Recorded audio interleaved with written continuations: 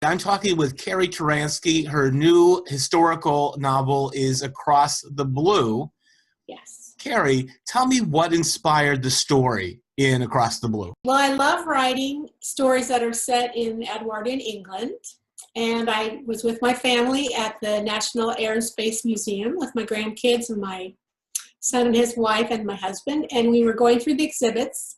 And I went into the room that was dedicated to the Wright brothers. And it has a model of the first Wright Flyer airplane. And it was just so interesting. So we spent quite a bit of time there. And then we walked through another exhibit about early aviation. And I saw a poster for the first international air meet in France in 1909. And I thought, oh, that's my time period that I love. So I decided to go home and research that. And that kind of inspired the story, just looking into the research about the air meet. And then that led me to the race across the Channel, the first pilot to fly from England to France across the English Channel. You've now written a few books that are set in this time period, Edwardian England. What is it about this era that interests you? Well, I was first interested in it because I met an editor at a library conference. I was there with another author friend, and I thought, ooh, here's my chance. I'm going to talk to this editor and see what she's looking for. And this was back in 2012. And at that time, Downton Abbey was just starting to become popular. And so she said to me, I asked her, what are you looking for? And she said, oh, I would love to see an English historical novel set in the same time period as Downton Abbey that has an inspirational theme. And she said, maybe it should be like Jane Eyre, where it has a governess for the heroine and it has a brooding hero with a secret. And I thought, oh, that's a great idea. So I thought it was a good idea, but I didn't really know a lot about England 100 years ago. So at first I thought, oh, that would be hard to do all that research and try to get everything right. But fortunately, I was with a very good author friend, Kathy Goki, and she had just written a novel set in that time period called Promise Me This, about a young boy who stows away on the Titanic in 1912. So she had a lot of research books that were from that time period. And so she loaded me up with books and said, go home and read these and see what you think. Because she really believed it would be a good time period for me. And there weren't a lot of inspirational authors writing in that time period at the time. So I went home and jumped into the research and just really was intrigued by what I read and thought that would be a great time period to focus on and set stories in. What is your process for research? How important is it to have the details or the locations figured out before you're actually writing the book? Oh, I think research is so vitally important. That's how I actually find my stories, by doing the research and just reading a ton about that era to see who were the significant peoples, what were the issues that they were facing. I like to especially look at who the Christians were in the era and what was important to them and what they were doing about social issues and spiritual things that were happening, as well as, cultural things that were happening. So that's kind of how I do it. I start by looking at the big picture of the time period and different locations. Sometimes I'll look at a particular area in England that I'm interested in, even in a particular estate, and then look into the history of that estate, and from that I may find, an interesting track to follow for my story. And I love to use firsthand information as much as you can, like journals, diaries, articles that were actually written during that time period. Like for the Across the Blue, I went back online and I could read the actual little newspapers that were presented by the group that was interested in flight development in England. So I read, it's called Flight,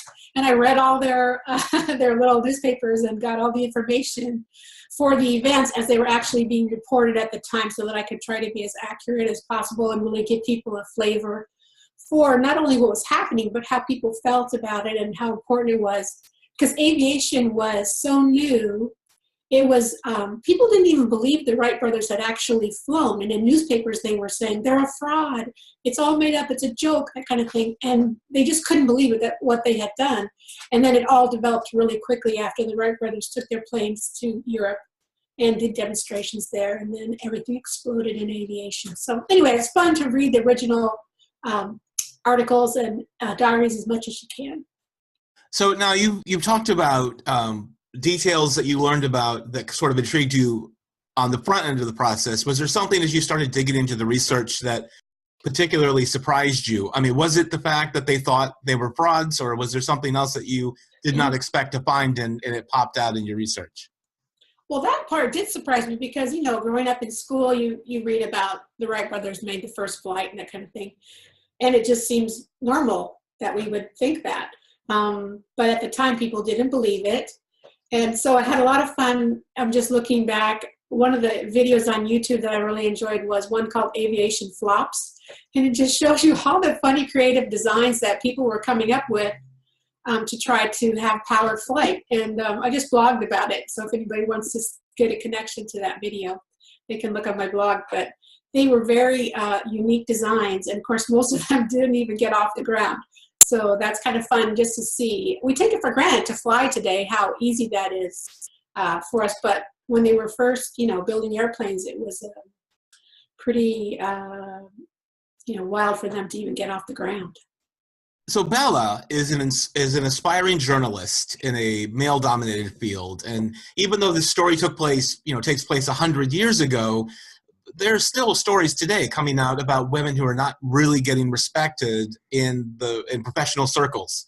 So, what is it that what about Bella's story do you feel like will inspire readers who may be, especially female readers who may be experiencing these kinds of struggles? Oh, I'm really excited for them to read this story because I think it will help them as they kind of weigh things out as Bella did. She had this dream that she wanted to be a journalist, and that kind of grew out of her experiences when she was growing up with her father, who started out as a journalist and then became a newspaper owner, became very wealthy, owned 3 newspapers in London. And his character is actually based on a real man in history who kind of inspired her family and how I would see Bella. And she wanted to be a journalist, but her family is wealthy, but they're new money, and they're trying to move up in society. So for her to try to take up an occupation and be a journalist would not be acceptable. And her parents don't want her to do that. So she has to really be very creative in how she works with her parents and tries to, achieve her goal. But then she also learns that sometimes you don't want to just go after a dream without really listening to the Lord, because she kind of gets herself into trouble because she's so earnest about wanting to see that accomplished in her life. And that really causes problems in her family and in her relationship with the young man that she falls in love with in the story. So I think when we're going for our dreams, that's great, and we need to work toward that. But we also need to listen to the Lord and be sure that He's directing us and that we're considering the other relationships in our life and how our desire for our dreams has to fit in with what God is doing, if we're in a family or just a time period in our life. Is it the right time, for us to pursue that dream right now? So kind of hold those things with an open hand and ask the Lord to show you what's best as far as going after your dreams. How does your faith impact how you write stories?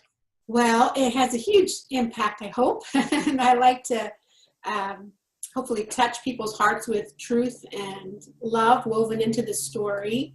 And I'm always, a good story will have conflict and issues that the character has to work through and a journey that they're on and goals that they want to accomplish. And so I like to think about when they face conflict or issues that are preventing them from reaching their goals, what is the Lord trying to teach them, and how would that come across in the story in a natural way? I don't want to be preachy, but I do want to just reflect how God works in our lives in a lot of different ways, through people, through mentors, through His Word, through His Spirit. There's lots of ways He works, and so I try to reflect that in the story in a realistic way and give people just a vision of what it's like. So sometimes I'll get letters from people and they'll comment on things in my stories that I hadn't even thought about. Like one lady wrote to me and said, I'm a new Christian and I didn't really know how to pray. And I read some of the prayers in your book and it really helped me learn how to pray. And I was just like,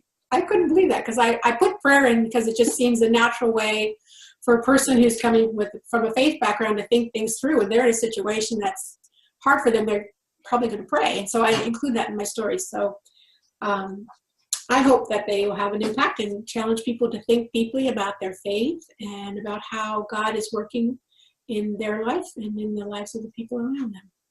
What do you hope readers come away with after reading Across the Blue? Well, I hope that, I always hope that my stories will be entertaining and will give people a break. And I think that's a good and worthy goal, because a lot of times we do look for entertainment and ways to relax. And I think reading inspirational stories is a great way to do that. It's clean, it's uplifting, and it's hope-filled. But I also hope that they will, kind of journey along with the characters. James has some different issues in his background that make him, hesitant to believe that he's a worthy person in life, and, challenge him to decide if he's going to reach his goals or not. So I think there's, different issues in the journey that Bella has and that James takes too that will help people just to think through their own life and maybe the direction they're going, and listening to the Lord for where he's leading them. What is your favorite thing about writing historical fiction? My favorite thing about writing historical fiction? Well, I just think it's really interesting to look back in time, and like for me, I'm just stepping back 100 years and just to see how people, what's different about their lives then, and how sometimes what's similar to today. So a lot of times I see both of those things. I especially like looking at Christians, 100 years ago, and seeing what they were doing. Like in one of my books, I focused on the work of the Salvation Army in England. And it was so interesting just to read about how that started and how it impacted their society. And when the leader of it, William Booth, died, it was like this huge parade through London with thousands of people. He started out being mocked and criticized, but by the end of his life, he was well respected and had a huge impact. So that was interesting to me. And I mean, I've looked at, different Christians, like the missionary Amy Carmichael is kind of an inspiration for the heroine in The Governess of Highland Hall. As a missionary coming home from India, I used Amy Carmichael's background. So really enjoy looking back, especially to see faithful Christians and kind of weaving ideas that I get from them into my stories. What are the best things that readers can do to support their favorite authors? That's a wonderful question. Well, I think probably the best thing they can do is buy a book, right? And tell their friends about it if they enjoy a book, whether they get it from the library or wherever they happen to get a book, borrow from a friend or buy it themselves. If they'll tell others about the stories that they enjoy, that's wonderful. And we really appreciate that, because word of mouth is still the best way to promote a book and to have that word spread around. Writing reviews is really helpful on Amazon or Goodreads or any of the retail sites. Sharing that on Facebook or Instagram is helpful. And then if you want to cheer an author up, post on their Facebook page or send them an email and tell them what you appreciated about the story. And that's always really helpful too. And please avoid those pirate sites where they download free books. Don't go there and don't do that, because those are really kind of taking the feet out from under authors. And it's tough right now with the way things are changing with ebooks and everything. So if you appreciate an author, support them and purchase a copy or borrow a copy. You can always encourage your library to purchase a copy. If you're not able to do it yourself, that's a great way to help, because there's a lot of libraries, and if a lot of people will request books at the library, that's helpful too. Carrie, thank you very much for talking with us today. Great. Thank you, Chris.